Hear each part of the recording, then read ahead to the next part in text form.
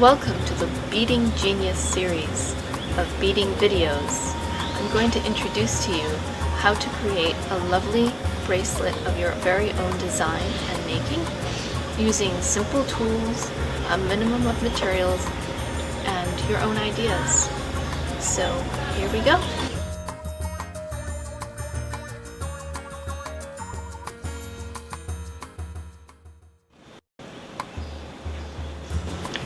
These are the tools you'll need to start your bracelet. This is a needle nose pliers, crimp tool, wire cutters, jump ringer, or alternatively you can use 2 sets of flat nose pliers, either a piece of string fairly long, at least a foot, and a ruler, or if you have one, a flexible measuring tape. Optionally, you can use one of these designer bead trays, although I prefer not to use them for bracelets. And we will be using a pen briefly.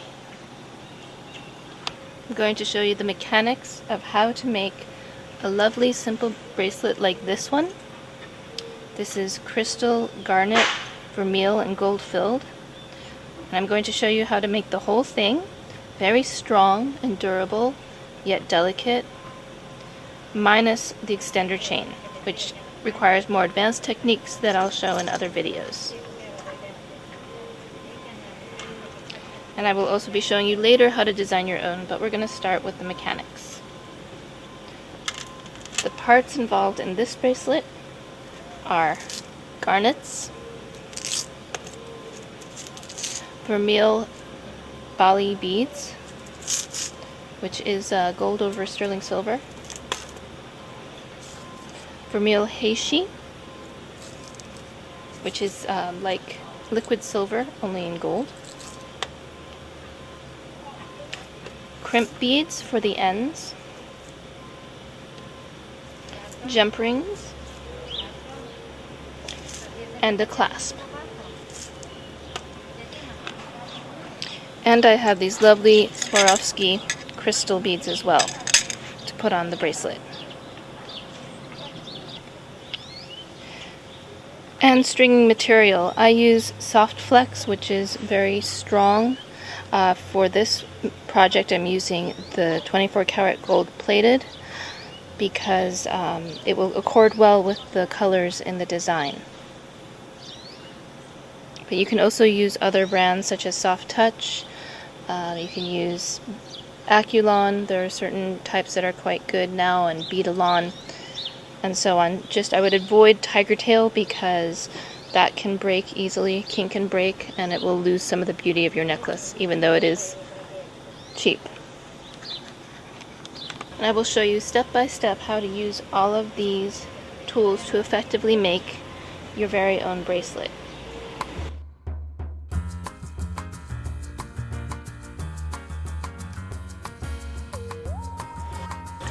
Our first step in creating our bracelet is to measure the length that the bracelet needs to be. You can use your string or your measuring tape, depending on the tools you have. What you want to do is measure around your wrist if it's for you, or find out the measurement of the person it's for. In my case, this wrist is just about 6 inches long. So I want to add about 1 inch for looseness and comfort, as well as for extra space when we do the crimping and so on, and in case there are any mistakes. Now, you might add an extra inch for that as well. There's no harm in that. If you don't have measuring tape, what you can do is take a string, measure the length of your wrist that way, and then just take a pen and mark on the string where that is. Put that up against the ruler, and again, I did it for comfort, so 6.5 would be a comfortable measurement for me. Let's double check that. You know the old saying, measure twice, cut once. And that does look like it would be a comfortable length. So 6.5 inches, add an inch for working space, and we'll dispense with the extra later. So now I need my ruler and my material, and I'm going to measure 7.5 inches worth for myself and cut here. Here I'm using regular wire cutters that have a flush cut on one side. They will be ruined by this material eventually, so there are special cutters made for this material that you can get, or you can invest in an inexpensive pair of Radio Shack wire cutters, which will do the job and that are very inexpensive to replace. That's what I choose to do. And here we have our material. This is where we're going to start. Now, in order to make an end so that what we string doesn't fall off, I'm going to put a crimp on the end. So I just string one of the tube crimps, and I do recommend tube crimps because they will not cut the wire as the round crimps will do. And I'm just going to scooch it up. It's folded into a nice little loop with a little bit sticking out, and it doesn't need to be very big. Small is fine. What you need to do is take the crimp pliers. Time for a nice close-up here. And you're going to take the tube crimp in the bottom part of the crimp pliers. Squeeze once so that the crimp makes a nice U shape. This isn't even that perfect, but it'll work. Take the crimp again, turn it around, and then so that your pliers are coming in to the wide part of the U, you want to grasp it with the top part and squeeze, and then just round it off by taking the pliers and squeezing all the way around the crimp, like so. That's going to give you a nice secure end to work with. Now at this point, unlike what some other crafters might tell you, I always recommend cutting off this little extra bit while being very careful not to cut the actual thread you're going to be working on. So you cut it off, being careful. The way I make sure that it doesn't fly off and hit somebody's eyes or even go anywhere I don't want to is I hold it with my finger against the part that's going to be cut off so that it doesn't go anywhere, and now I have it in my hand and I can dispose of it carefully. The reason I do this is because even if you tuck it in a bead, if you do this properly, there's going to be some give, and the little end is going to want to poke out and come out of the bead that it's tucked into and end up poking you, and that's no fun.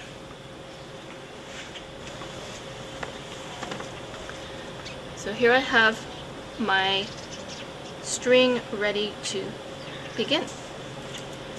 And on this design, I already have it designed, so I know what I need to start with. On this bracelet, it begins with a garnet on the end. We'll deal with the very end vermeil pieces afterwards. So we're going to open up our garnets, and actually we'll open up all our beads. I've also reorganized my workspace so that what I have nearest me is what I'm going to use, whereas all the other things, the tools and the findings, which is what we call the clasps and the jump rings and the crimps, are within reach but not in the way. Okay, so here we begin. So I begin with the garnet, and then a vermeil piece, and then the crystal. And very simply, you don't need a needle or anything for this kind of bead stringing. It just goes straight onto the material. On this particular one, I'm using Soft Flex, which is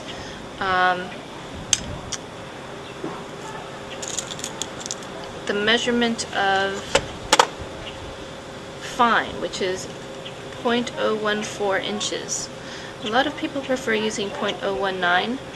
I find this width is very versatile, and I've never had anything break on me yet, but if you're using bigger beads, it can get a little bit awkward and you sometimes need to double up.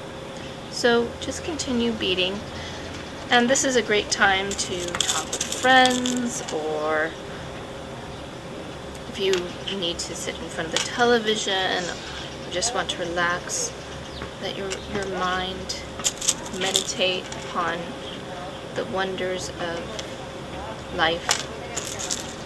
And one of the things that's really amazing about beads is that they have such a marvelous history. There are some wonderful, wonderful books, if you do get into this, that talk all about beads throughout the world and history.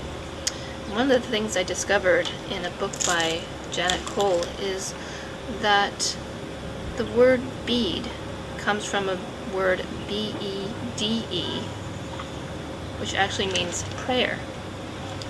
And that makes sense with the use of prayer beads, but it seemed to have more significance than simply rosaries and like kinds of beads used in all different cultures. So it's quite a simple, enjoyable pastime.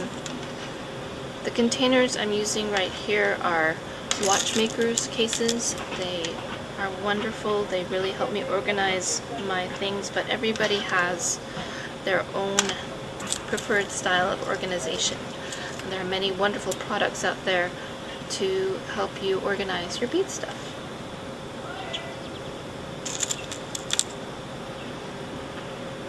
So on your first bracelet, you may want to start with a very simple set of beads and materials, something you pick up. Or you may want to skip ahead to the design section of this video where we talk about design elements and designing a good design for your bracelet. Either way, you'll have a beautiful product to keep, give away, or sell if you so choose. I recommend practicing the first few times. Getting the hang of crimping can be difficult before you start selling your wares. But if you choose to do so, all the best to you. Only you can come up with your own personal designs that make it unique and reflective of your own character. That's why I call it the Bead Genius series, because you are a bead genius, you just need to discover it.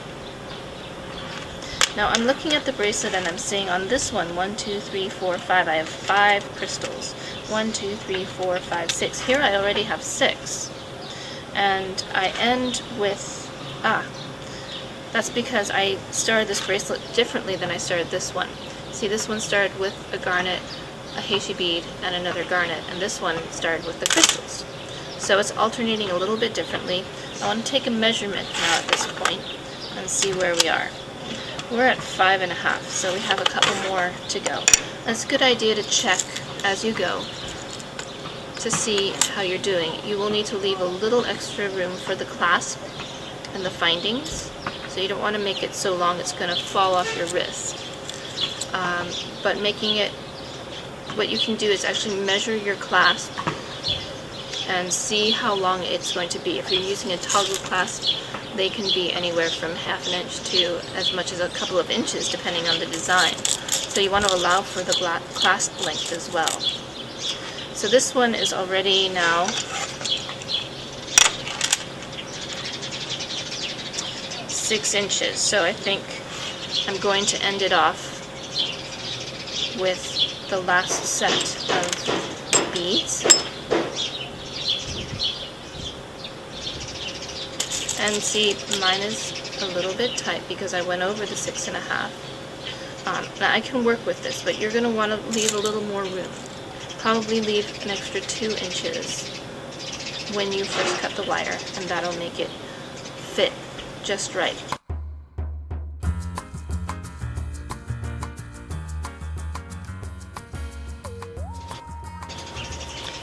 Okay, now we're ready to end off this strand.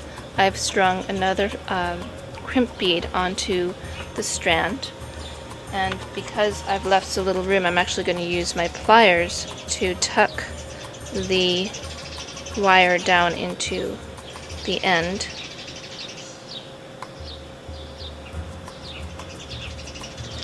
And I'm going to have it come out because, remember, I'm going to cut it off.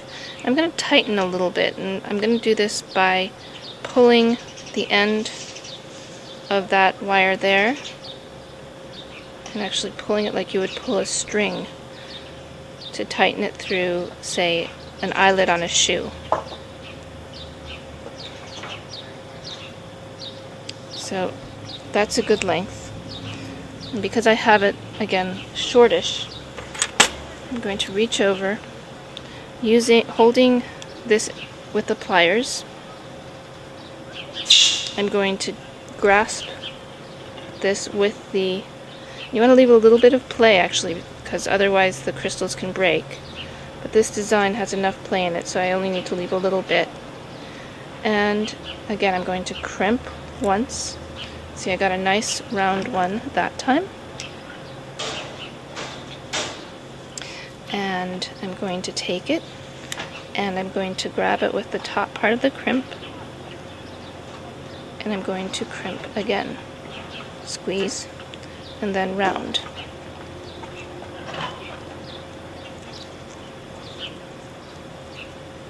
Now I'm going to take my cutters, and I'm going to pull so it's nice and exposed without cutting the other strand at all. Again, holding my finger against the end, or holding the end even. And there we go, nice clean end. And I can discard the discarded piece easily. Now we have a bracelet. We just need to have a way to put it on and take it off. Now we're going to begin the final part of our bracelet. I have in my hand a jump ring and pliers, my jump ringer, and a little bead. What I'm going to do is I'm going to put the bead on the end, because what that does is it creates a nice finish and it actually covers the crimp. Not necessary, but nice to do. And on this end, I'm just going to twist. Let me show that again. I put the jump ring in the jump ringer with my pliers, and I simply twist. And I twist it open for a nice clean opening that's easy to close with no gaps. And I'm just going to scoop it in like that, and then close it. And here I have a nice end. For the other end, it's a little trickier because we have to put on the clasp as well. And I'm using a lobster claw for this because that will enable us to put on an extender chain if we so choose, and have it be an adjustable length. So once again, I'm going to open up the jump ring. I'm going to thread on, and you don't need to do all this in your hands like I'm doing. I'm just doing it because I'm standing up in order to get a nice close-up. And then I'm going to once again hold the jump ring through the hole, and then I still have it open, and I take the little clasp, and there's a hole in the clasp, and I just thread it through like so. Easy as pie. Close up the jump ring, and there we go. We have a completed bracelet. And let me show you how it works and how it looks. Just open up the lobster claw, and again, you can use toggles, you can use S-clasps, there's a variety of clasps you can use. And there you go, completed bracelet. Lovely. And this is how it looks on my wrist. It's a good fit. You can see just a little bit of a gap at the bottom. It's just not going to fall all over the place up my arm.